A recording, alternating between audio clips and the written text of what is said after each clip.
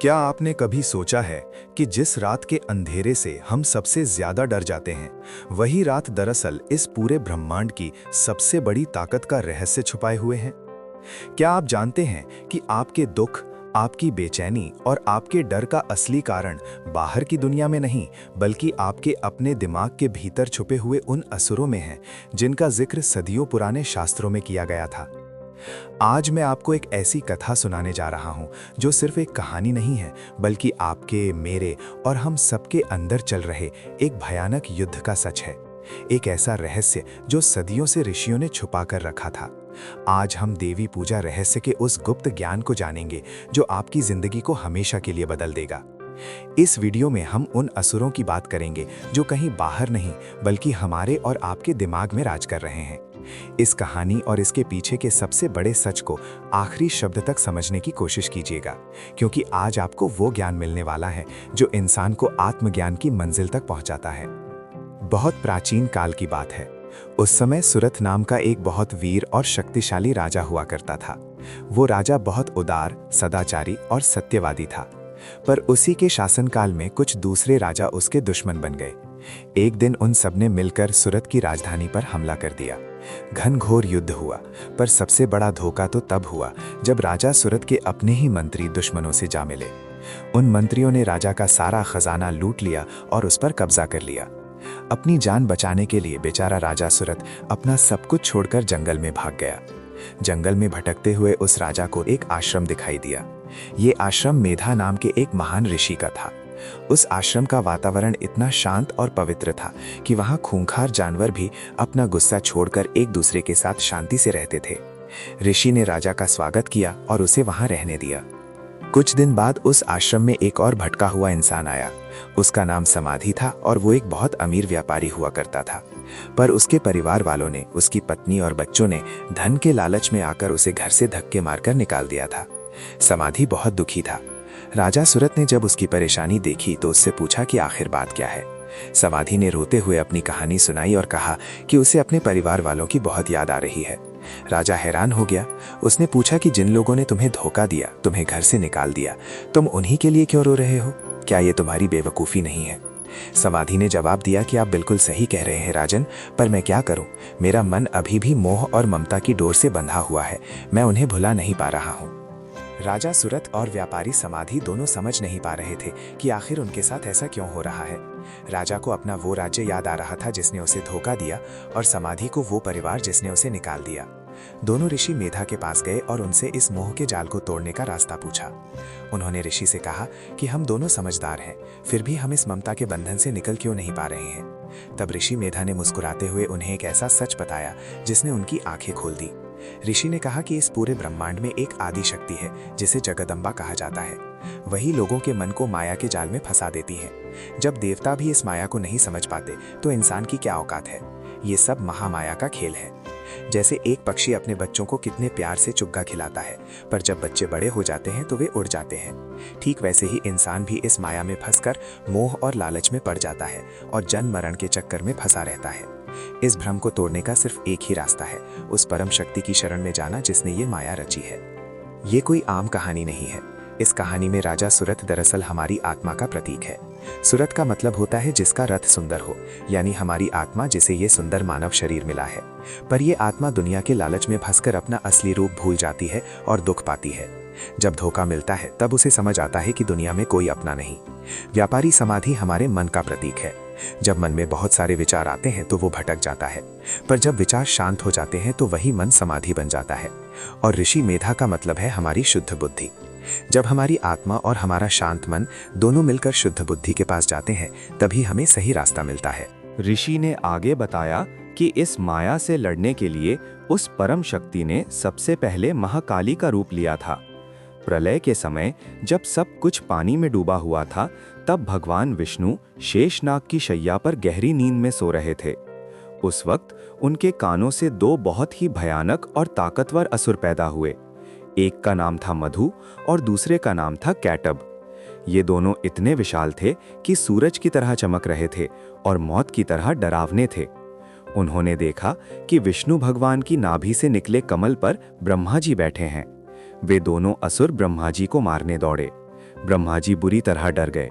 उन्होंने देखा कि विष्णु जी तो गहरी नींद में हैं, वे उन्हें बचा नहीं सकते। तब ब्रह्मा जी ने उस परम शक्ति की स्तुति शुरू कर दी और पुकार लगाई कि हे जगत माता, इन राक्षसों को किसी तरह भ्रमित करो और भगवान विष्णु को इस नींद से जगाओ। ब्रह्मा जी की पुकार सुनकर महादेवी एक बहुत ही भयानक रूप में प्रकट हुईं। ये महाकाली का रूप था। देवी के प्रभाव से भगवान विष्णु जाग गए। उन्होंने देखा कि सामने 2 खतरनाक असुर खड़े हैं।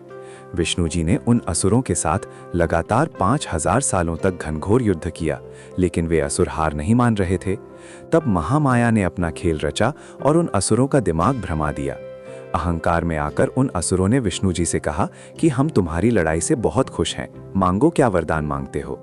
विष्णु जी ने तुरंत कहा कि अगर तुम सच में खुश हो तो मुझे ये वरदान दो कि तुम दोनों मेरे ही हाथों मारे जाओ। असुर फंस गए, पर उन्होंने देखा कि चारों तरफ पानी ही पानी है, तो उन्होंने शर्त रखी कि तुम हमें वहीं मार सकते हो जहां पानी ना हो। भगवान विष्णु ने उन दोनों का सिर अपनी जांघों पर रखा जहां पानी नहीं था और अपने चक्र से उनका सिर काट दिया। इस घटना का असली आध्यात्मिक रहस्य बहुत गहरा है। मधु और कैटअप कोई मामूली राक्षस नहीं थे। मधु का मतलब होता है मीठा, यानी हमारी आसक्ति, हमारा लगाव, जिसे हम राग कहते हैं। और कैटअप का मतलब होता है कड़वा, यानी हमारी नफरत, हमारा गुस्सा, जिसे हम द्वेष कहते हैं। ये राग और द्वेष हमारे मन के 2 सबसे बड़े दुश्मन हैं, जो हमारे अंदर ही पैदा होते हैं, ठीक वैसे ही जैसे ये असुर विष्णु जी के कानों से पैदा हुए थे। जब हम अच्छी बातें नहीं सुनते तो दिमाग में ये दोनों असुर बड़े होने लगते हैं। इन असुरों के होते हुए इंसान कभी अपने आत्मज्ञान को नहीं पा सकता। दुर्गा यानी महाकाली वही शक्ति है जो एक साधक के मन से इस राग और द्वेष को खत्म करती है। जब काली देवी खुश होती हैं तब विष्णु जी जागते हैं, यानी हमारे अंदर की आध्यात्मिक शक्ति जगती है। जब पहले असुरों का अंत हो गया और मन से राग द्वेष थोड़े कम हुए तो इसके बाद एक और बड़ा संकट आया, जिसका सामना करने के लिए देवी को महालक्ष्मी का रूप लेना पड़ा। बहुत पुराने समय में महिषासुर नाम का एक भयानक दैत्य बहुत शक्तिशाली हो गया था। उसने ब्रह्मा जी की तपस्या की थी और ये वरदान पा लिया था कि इस पूरे ब्रह्मांड में कोई भी देवता, राक्षस या पुरुष उसे नहीं मार पाएगा। उसे अगर कोई मार सकता है तो वो सिर्फ एक स्त्री होगी। इस वरदान के मिलते ही महिषासुर को अहंकार हो गया कि उसे तो अब कोई मार ही नहीं सकता। उसने पूरे स्वर्ग पर हमला कर दिया। 100 सालों तक देवताओं और असुरों में युद्ध चलता रहा, पर देवता हार गए। महिषासुर ने स्वर्ग पर कब्जा कर लिया और सभी देवताओं को वहां से भगा दिया। अग्नि, वायु, सूर्य, इंद्र सबके अधिकार उसने छीन लिए और खुद स्वर्ग का राजा बन बैठा। लाचार होकर सभी देवता ब्रह्मा जी को लेकर भगवान शिव और विष्णु के पास पहुंचे। उन्होंने महिषासुर के आतंक की पूरी कहानी सुनाई। ये सुनकर भगवान शिव और विष्णु को इतना भयानक गुस्सा आया कि उनकी भौहें तन गई और उनके चेहरे लाल हो गए। उसी वक्त शिव, विष्णु और ब्रह्मा तीनों के अंदर से एक बहुत ही प्रचंड और तेज रोशनी निकली। ये रोशनी इतनी तेज थी कि इसने पूरे आकाश को रोशन कर दिया। फिर वहां खड़े बाकी सभी देवताओं के अंदर से भी रोशनी निकली और वो सारी रोशनी एक साथ मिल गई। उस महान प्रकाश से एक बेहद खूबसूरत और अलौकिक स्त्री का सृजन हुआ। ये स्त्री और कोई नहीं बल्कि स्वयं महालक्ष्मी थी। हर देवता के तेज से देवी का एक एक अंग बना। शिव के तेज से उनका मुख बना, यम के तेज से बाल बने, विष्णु की शक्ति से उनकी भुजाएं बनी। देवी का ये रूप देखकर देवता खुशी से झूम उठे। फिर सभी देवताओं ने अपने अपने अस्त्र देवी को दिए। शिव ने त्रिशूल दिया, विष्णु ने चक्र दिया, वरुण ने पाश दिया, अग्नि ने भाला दिया, वायु ने धनुष और बाण दिए और हिमालय ने देवी को सवारी के लिए शेर दिया। जब देवी पूरी तरह से तैयार हो गई तो उन्होंने इतने जोर से अट्टहास किया और ऐसी भयानक गर्जना की कि सारी दिशाएं कांप उठी। समंदर उफनने लगे और जमीन हिलने लगी। ये शोर सुनकर महिषासुर अपनी पूरी सेना को लेकर उस तरफ दौड़ा। उसने देखा कि एक ऐसी देवी खड़ी है जिसकी रोशनी से तीनों लोग चमक रहे हैं। महिषासुर के सबसे खतरनाक सेनापति जैसे चिक्षुर, चामर, उदाग्र और बिडाल अपनी लाखों की सेना लेकर देवी पर टूट पड़े।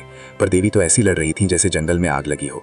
देवी ने अपने शक्ति और बाणों से असुरों की सेना को गाजर मूली की तरह काटना शुरू कर दिया। जब महिषासुर ने देखा कि उसकी सारी सेना खत्म हो रही है तो वो भयानक रूप बदलने लगा। पहले वो एक विशाल हाथी बन गया और चिंघाड़ने लगा। देवी ने उस पर वार किया। फिर वो अपने असली भैंसे वाले रूप में आकर जमीन और आकाश को हिलाने लगा। देवी ने छलांग लगाकर उसकी छाती पर भाला मार दिया और उसके बाद अपनी तलवार से उसका सिर धड़ से अलग कर दिया। महिषासुर के मरते ही देवताओं ने फूल बरसाए और सारे संसार में शांति छा गई। महिषासुर दरअसल क्या है? ये हमारे मन की चंचलता और विक्षेप का प्रतीक है। जब हमारा मन एक जगह नहीं टिकता, जब बेचैनी होती है, तब ये महिषासुर हमारे अंदर जिंदा हो जाता है। महिषासुर के बाकी राक्षस जैसे चामर, उदग्र, ये सब डर, लालच, घमंड और अविद्या के प्रतीक हैं। देवी महालक्ष्मी का कमल पर बैठना इस बात का प्रतीक है कि जिंदगी में आध्यात्मिक विकास धीरे धीरे एक फूल की तरह खिलता है। जब महालक्ष्मी हमारे अंदर प्रकट होती हैं तो वे हमारी बेचैनी और चंचलता को मार देती हैं और हमारा मन शांत होकर एक सुंदर कमल की तरह खिल उठता है। लेकिन कहानी यहाँ खत्म नहीं होती। जब लगता है कि सब कुछ शांत हो गया, तभी सबसे भयानक दुश्मन बाहर आते हैं। महिषासुर के बाद 2 और महाराक्षस पैदा हुए, जिनका नाम था शुंभ और निशुंभ। ये दोनों इतने शक्तिशाली थे कि इनके आतंक से पूरा संसार त्राही त्राही कर रहा था। इनसे बचने के लिए सभी देवता मिलकर हिमालय पर गए और माता पार्वती की स्तुति करने लगे। देवताओं की ऐसी पुकार सुनकर माता पार्वती के शरीर से एक बेहद ही सुंदर और तेजस्वी रूप बाहर निकला। इस रूप को कौशिकी या महासरस्वती कहा गया। जब ये देवी पार्वती के अंदर से निकली तो पार्वती जी का रंग बिल्कुल काला हो गया और उनका ये रूप कालिका देवी कहलाया। महासरस्वती हिमालय पर भ्रमण कर रही थीं। तभी वहां शुंभ और निशुंभ के 2 नौकर आए, जिनका नाम था चंड और मुंड। उन्होंने जब देवी को देखा तो वे उनकी सुंदरता से बिल्कुल पागल हो गए। वे भागते हुए अपने राजा शुंभ के पास गए और बोले, महाराज, हमने एक ऐसी औरत देखी है जिसके जैसी सुंदरता तीनों लोक में नहीं है। आपके पास दुनिया की हर कीमती चीज है, तो ये औरत भी आपके महल में होनी चाहिए। ये सुनकर अहंकारी शुंभ ने अपने एक राजदूत सुग्रीव को देवी के पास भेजा। सुग्रीव ने देवी के पास जाकर उन्हें घमंड से कहा कि मेरे महाराज शुंभ ने स्वर्ग जीत लिया है। तुम एक स्त्री रत्न हो, इसलिए तुम्हें हमारे महाराज की पत्नी बन जाना चाहिए। देवी ने मुस्कुराते हुए कहा कि तुम्हारी बात तो ठीक है, पर मैंने एक कसम खाई है, जो मुझे युद्ध में हरा देगा और मेरा घमंड तोड़ देगा, मैं सिर्फ उसी से शादी करूंगी। जाओ, अपने महाराज से कहो कि आकर मुझे हरा दे। जब शुंभ ने यह सुना तो उसे भयानक गुस्सा आया। उसने अपने सबसे खूंखार सेनापति धूम्रलोचन को आदेश दिया कि जाओ, उस स्त्री को उसके बालों से पकड़कर घसीटते हुए मेरे पास लाओ। धूम्रलोचन 60,000 राक्षसों की सेना लेकर देवी के पास पहुंचा और बोला कि मेरे साथ चलो, वरना मैं तुम्हें जबरदस्ती ले जाऊंगा। देवी ने उसको कुछ नहीं कहा, बस एक बार जोर से हूं की ध्वनि निकाली। उस एक आवाज से ही धूम्रलोचन वहीं जलकर लाख हो गया। देवी के शेर ने उसकी बची हुई सेना को बुरी तरह काट डाला। यह खबर सुनकर शुंभ और आग बबूला हो गया। उसने अब चंड और मुंड को भेजा। चंड और मुंड अपनी विशाल सेना के साथ हिमालय पर पहुंचे और देवी को पकड़ने दौड़े। तभी देवी की भ्रिकुटी यानी माथे के बीचों बीच से एक ऐसी देवी बाहर निकली जिसे देखकर राक्षसों का खून सूख गया। ये कालिका देवी थीं। उन्होंने बाघ की खाल पहनी हुई थी। उनका रूप इंतहाई डरावना था। आंखें आग की तरह लाल थीं और उनके गले में मरे हुए इंसानों की खोपड़ियों की माला थी। कालिका देवी ने आते ही ऐसी भयानक गर्जना की और राक्षसों पर टूट पड़ी। उन्होंने देखते ही देखते चंड और मुंड के सिर काटकर देवी के सामने रख दिए। इसी वजह से उन्हें चामुंडा भी कहा गया। चंड और मुंड की मौत से बिलखकर शुंभ ने अब अपने सबसे खतरनाक राक्षस को उतारा। इसका नाम था रक्तबीज। रक्तबीज को शिवजी से एक ऐसा वरदान मिला था जो उसे लगभग अमर बनाता था। अगर उसके खून की एक भी बूंद जमीन पर गिरती तो उस बूंद से बिल्कुल उसके जैसा एक और नया रक्तबीज पैदा हो जाता। जब रक्तबीज युद्ध के मैदान में आया तो देवता डर के मारे कांपने लगे। देवी ने जब रक्तबीज पर वार किया और उसको घायल किया तो उसका खून जमीन पर गिरा। देखते ही देखते वहां हजारों रक्तबीज पैदा हो गए। पूरा आसमान और जमीन राक्षसों से भर गया। देवता निराश हो गए कि अब इस राक्षस को कैसे मारा जाएगा। तभी देवी ने कालिका से कहा कि तुम अपनी जीभ को फैलाकर इतना बड़ा कर लो कि इसका एक भी कतरा जमीन पर ना गिरे। मैं इस पर वार करूंगी और तुम इसका सारा खून पीती जाना। देवी ने लगातार वार किए और कालिका देवी हवा में ही उसका सारा खून पीती गई। आखिर में जमीन पर एक भी बूंद नहीं गिरी और वो मूल रक्तबीज वहीं तड़प तड़प कर मर गया। लेकिन असली युद्ध तो अभी बाकी था। अपने भाई रक्तबीज और बाकी सेना के मरने के बाद निशुंभ खुद सामने आया। उसने देवी पर घनघोर बाण बरसाए, पर देवी ने अपनी तलवार से उसका सिर धड़ से अलग कर दिया और वो एक कटे हुए पेड़ की तरह जमीन पर गिर पड़ा। अब बारी थी शुंभ की। शुंभ ने देवी को ताना मारते हुए कहा कि तुम अकेली नहीं हो, तुम दूसरी देवियों के सहारे लड़ रही हो। तब देवी ने मुस्कुराकर कहा कि इस पूरे ब्रह्मांड में मैं ही एकमात्र शक्ति हूँ, मेरे सिवा और कोई दूसरा है ही नहीं। और देखते ही देखते सारी देवियां उनके अंदर समा गई और वे अकेली रह गई। फिर दोनों में भयानक युद्ध हुआ। आखिर में देवी ने अपने अस्त्र से शुंभ की छाती चीर दी और उसका भी हमेशा के लिए अंत कर दिया। अब इस आखिरी और सबसे महान युद्ध का आध्यात्मिक रहस्य पूरे ध्यान से समझिए, क्योंकि ये हमारी जिंदगी की सबसे बड़ी सच्चाई है। शुंभ और निशुंभ दरअसल हमारे अहंकार यानी मैं और हमारी ममता यानी मेरापन, इन दो बीमारियों के प्रतीक हैं। हम हमेशा ये कहते हैं कि मैं ये हूँ, मैं वो हूँ, ये मेरा घर है, ये मेरे बच्चे हैं। यही मैं और मेरा इस दुनिया का सबसे बड़ा राक्षस है।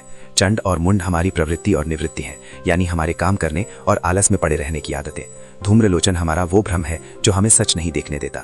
इसीलिए देवी की एक हूँ आवाज यानी हमारी एक छोटी सी समझ उसको पल भर में जला देती है। और सबसे खतरनाक राक्षस रक्तबीज क्या है? रक्तबीज हमारी बाहर भागने वाली वो इच्छाएं हैं जो एक के बाद एक पैदा होती रहती हैं।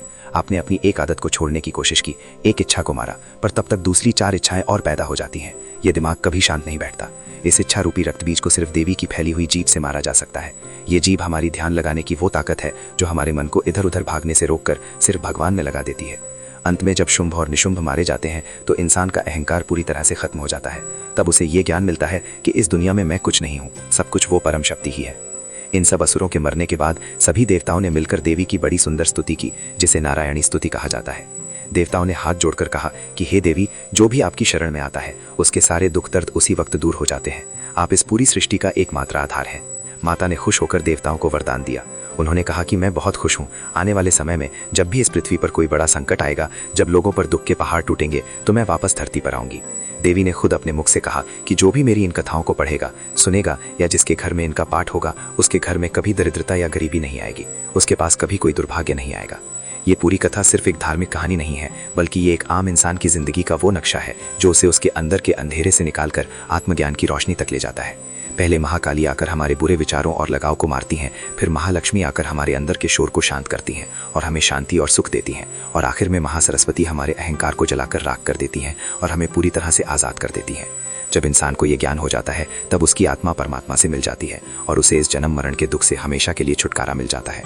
ये था देवी पूजा रहस्य का सबसे बड़ा सच और हमारे जीवन को सफल बनाने का आखिरी और सबसे असरदार रास्ता।